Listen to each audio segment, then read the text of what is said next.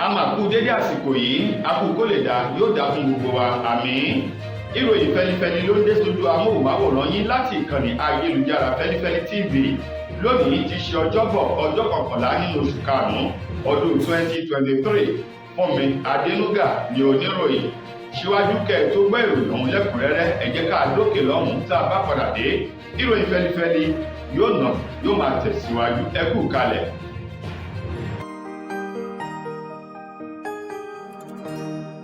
Ìròyìn Feli-feli TV àjààbálẹ̀ làwọn ìròyìn ti wà máa wò lóòrèkóòrè. Ẹ káàbọ̀ padà wọ̀nyí ni ìròyìn fẹlifẹli ọ̀hún lẹ́kùnrẹ́rẹ́ o. Gbogbo àwọn tí wọ́n jẹ́ ọmọ oyè tí wọ́n nawọ́ ìfẹ́ sókè láti díje dupò ààrẹ ilé-ìgbìmọ̀ asòfin àgbà àti ilé-ìgbìmọ̀ aṣojú-ṣòfin ti ẹlẹ́ẹ̀kẹwàá ní orílẹ̀-èdè wa Nàìjíríà mà ni wọ́n ti fárígá báyìí. Wọ́n ṣe ìfẹ̀hónúhàn lánàá nílùú Àbújá o tí í ṣe olúlu orílẹ̀-èdè wa Nàìjíríà látàrí bí wọ́n ṣe pín kinní ọ̀hún tí wọ́n ní kò tẹ́ àwọn lọ́rùn rárá nítorí wípé ọ̀pọ̀lọpọ̀ àsọyépọ̀ ló ti wà nílẹ̀ síwájú kí ẹgbẹ́ òṣèlú APC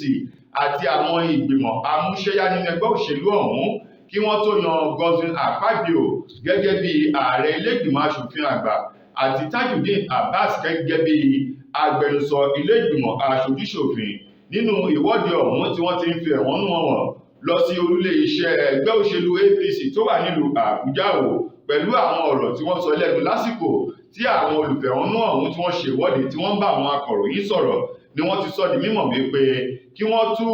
ìjókòó ọ̀hún ká kí wọ́n tún ẹgbẹ́ mìíràn ṣe ṣùgbọ́n nínú ọ̀rọ̀ tirẹ̀ ẹni tó jẹ́ akọ̀wé àgbà agbẹnusọ fún ẹgbẹ́ òṣèlú APC ní orílẹ̀-èdè wa Nàìjíríà èyí náà ti sọ di mímọ̀ lásìkò èyí tó ń farahàn èyí ọ̀gbẹ́ni Felix Mọ́kà èyí tó sọ di mímọ̀ lórí amóhùnmáwòrán kan wípé lótìtọ́ àti lódodo ni wọ́n yan Godwin Akpabio gẹ́gẹ́ bí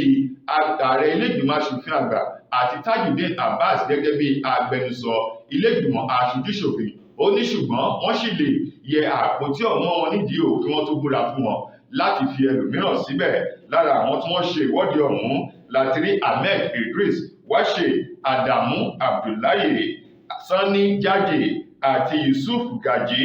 Mota Betara Mariam Onuaha àti Sada Soli tó fi mọ́ Fẹ́mi Bámiṣílé àti Ahmed Jaha Abubakar náà wà ń bẹ̀. Àwọn wọ̀nyí ni wọ́n ṣe ìwọ́de nílùú Àbújá lánàá láti fẹ̀hónú wọn lórí ìgbésẹ̀ ọ̀hún tí kò tẹ́ wọn lọ́rùn. Ilé-ẹjọ́ májísírèètì tó kalẹ̀ sílùú Ìlọrin tí ṣe olúlu ìpínlẹ̀ Kwara lánàá ti ṣe ọjọ́ Wednesday ni wọ́n ti mú ọ̀gá àgbà olùdarí ilé ìwòsàn kan èyí tí wọ́n pè ní Ayọ̀délé Hospital eyín ọ̀gbẹ́ni dókítà Ayọ̀délé Joseph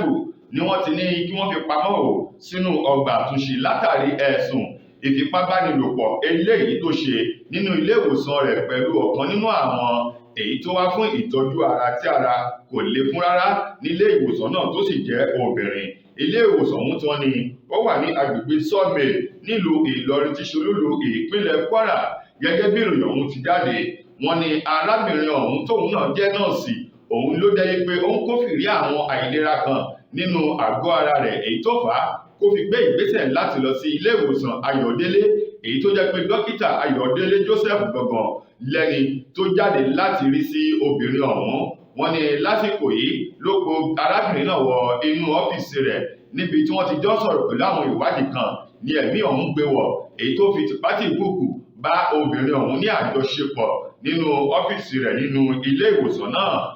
Bákan náà nígbà tó ṣe lálàyé nílé ẹjọ́ ẹni tó jẹ́ olùpẹ̀jọ́ ọ̀hún eléyìí tó tako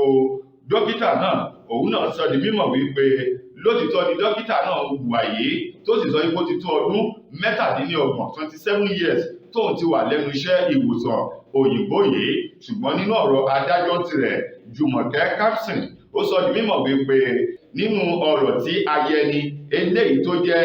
ẹni tó ro ẹjọ́ tako dókítà náà tó sọ ó ní ọ̀rọ̀ wà ń bẹ̀ ayẹni ló wà ń bẹ̀ níwájú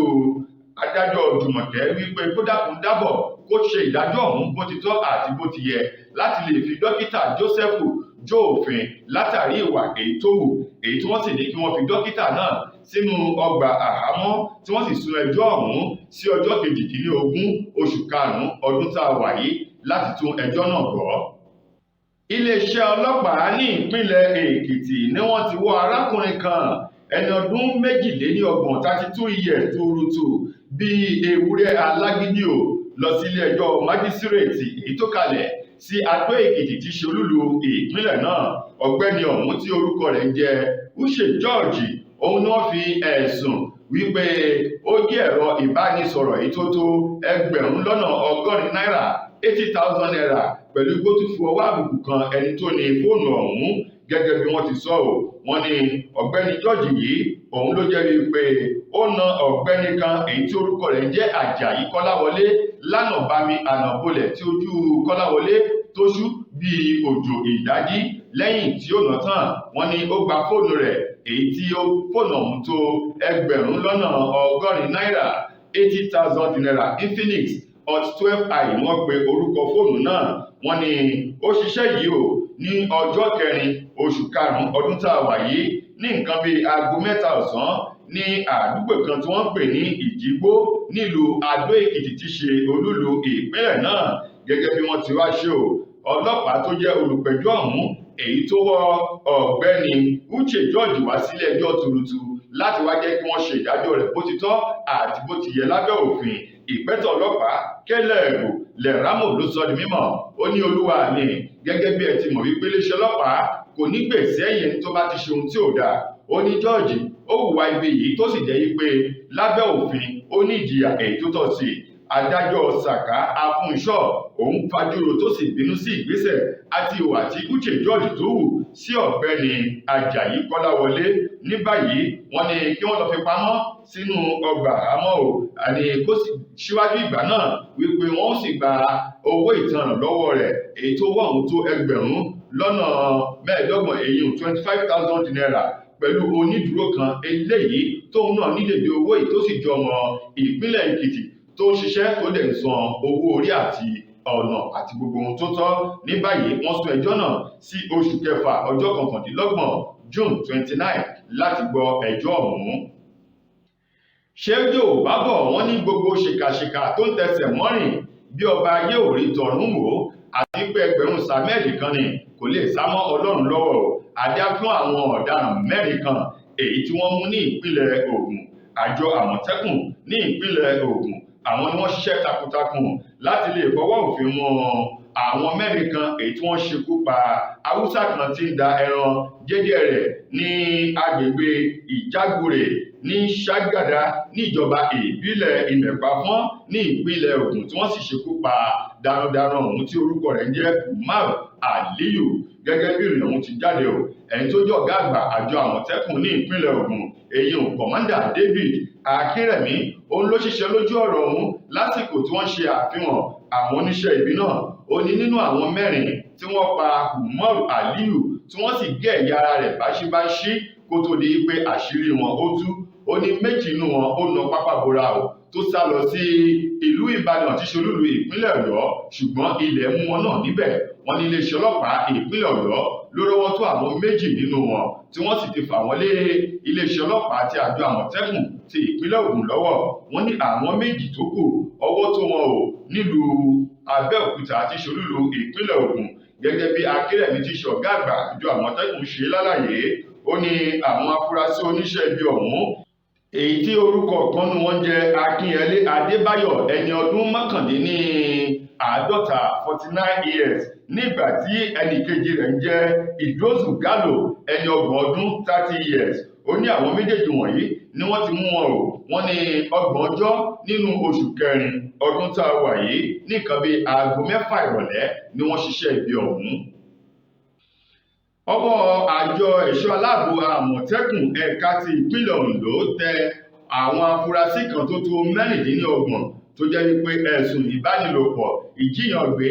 olè àti àwọn iṣẹ́ ibi mìíràn ni wọ́n mú wọn fún. Wọ́n ṣe àfihàn àwọn oníṣẹ́ ibi ọ̀hún lólúlé iṣẹ́ wọn tó wà nílùú Àkúrẹ́ tí ṣe olúlu ìpínlẹ̀ Ondo lánàá tí ṣe ọjọ́rú ọjọ́ 10 nínú oṣù karùn-ún ọdún tá a wà yìí. Ọ̀rọ̀ yìí wà nínú ọ̀rọ̀ kan eléyìí tó jáde láti inú ọ́fíìsì ọ̀gá àgbà àjọ Àmọ̀tẹ́kùn ní ìpínlẹ̀ náà kọ̀mándà Adétúnjí Adélẹ̀yẹ èyí tó ṣe àfihàn àwọn oníṣẹ́ ibi ọ̀hún tó sì sọ iṣẹ́ àti ìwà ibi eléyìí tí kò wá wọn tí wọ́n hù. wọ́n ní ọ̀pọ̀lọpọ̀ ẹ̀sùn eléyìí tí wọ́n kà sí àwọn oníṣẹ́ ibi ọ̀hún lọ́rùn ní ẹ̀sùn ìbánilòpọ̀, ìjíìyàngbé, fífọ́lé onílé láti kó dúkìá wọn lọ. Bákan náà wọ́n ní àwọn tí wọ́n digunjalè lójú òpópónà àti àwọn iṣẹ́ ibi mìíràn ni wọ́n mú wọn fún. Gẹ́gẹ́ bí Adélẹ́yẹ ó ti wá sọ di mímọ̀, ó ní ọ̀kan nínú àwọn afurasí tí wọ́n mú ọ̀hún èyí tí orúkọ rẹ̀ jẹ́ Akínmọ̀lá Oyèkànmí ló jẹ́ wípé ẹ̀sùn ìjíyàngbé àti ìṣekúpani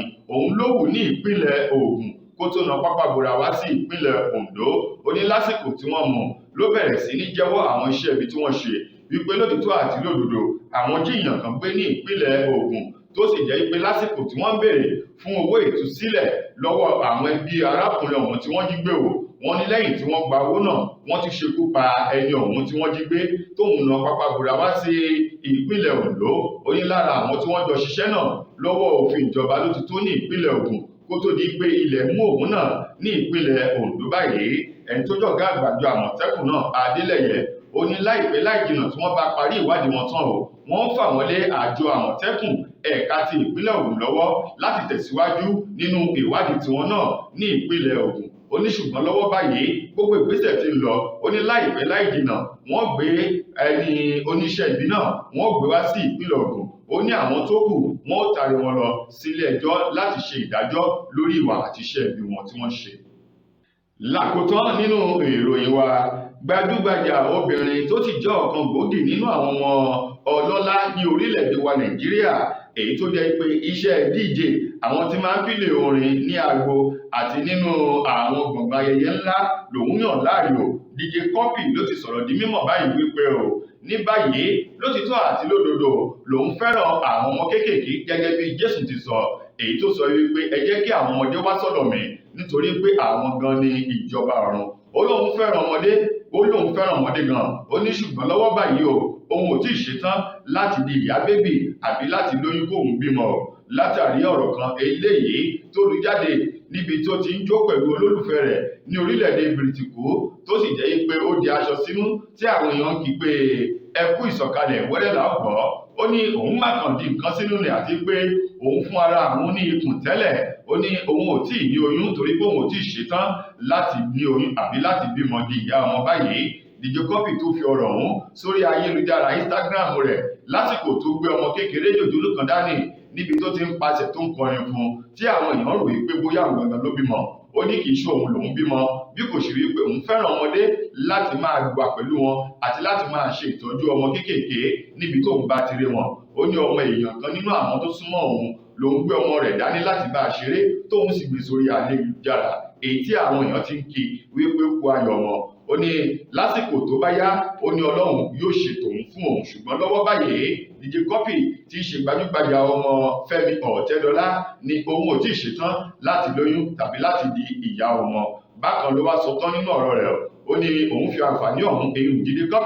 DJ Cuppy tó kí gbogbo àwọn abiyamọ wípé Ọlọ́run yóò wọ ọmọ fún wọn tó sì kí gbogbo àwọn aláboyún wípé wẹ́rẹ́ là ó gbọ́ lọ́jọ́ ìkúnà wọn. Ó ní òun ṣe èyí láti fi ṣe àtìlẹ́yìn fún akitiyan àti ipa eléyìí tí àwọn obìnrin tó ń kó. DJ Cuppy sọ ọ̀pọ̀lọpọ̀ ọ̀rọ̀ èyí tó jẹ́ ọ̀rọ̀ ìwúrí, ṣùgbọ́n nínú ọ̀rọ̀ rẹ̀ ó ní òun ti ṣetán láti di ìyá ọmọ.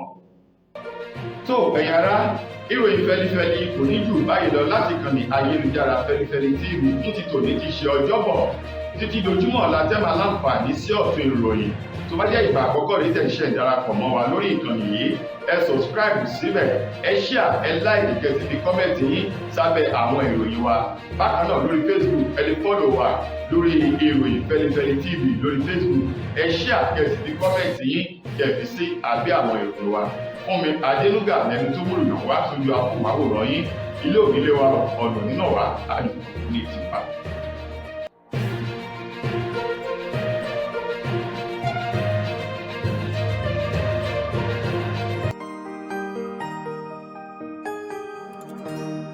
Ìròyìn Feli-feli TV